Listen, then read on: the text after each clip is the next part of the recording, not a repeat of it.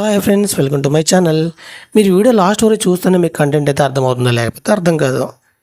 భారత్ శ్రీలంక మధ్య 3 T20 series July 27 నుండి ప్రారంభం కానుంది. ఈ సిరీస్లో టీమిండియా కొత్త head coach Gautam Gambhir first assessment ఇదే. ఈ సమయంలో కొత్త టీ20 కెప్టెన్ కూడా రంగంలోకి దిగబోతుంది.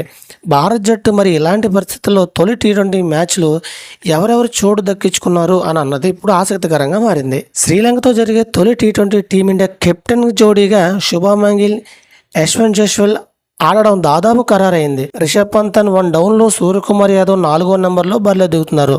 వీరితో పాటు లోయర్ ఆర్డర్లో హార్దిక్ పాండ్యా, రీకు సింగ్, వాషింగ్టన్ సుందర్, అక్షర్ పటేల్ అవకాశం దక్కించుకున్నారు. మరోవైపు బౌలర్లుగా రవి బిక్షు, హర్షదీప్ సింగ్, అహ్మద్ సిరాజ్కు ప్లేయర్ 11లో చోటు కన్ఫర్మేషన్ అయినట్టు టాక్. కానీ రియాన్ పరంగ్, సుజాత హసన్, శివన్ దూబ్, ఖలీల్ అహ్మద్ ప్లేయింగ్ 11లో చోటు దక్కడం కష్టమే అని మొదటి టీ20 ఈ నలుగురు బెంచ్కి పరిమితం కావాల్సి ఉంది. రిషబ్ పంత్ రాకతో సుజాత హసన్ నో ఛాన్స్. అలాగే హార్దిక్ పాండ్యా జట్టులో ఉండడంతో శివన్ దూబే స్థానం కూడా ప్రమాదంలో పడింది. ఇది ఫ్రెండ్స్, వీడియో లైక్ చేయండి, షేర్ చేయండి, తప్పకుండా మన ఛానల్ సబ్స్క్రైబ్ చేసుకోండి.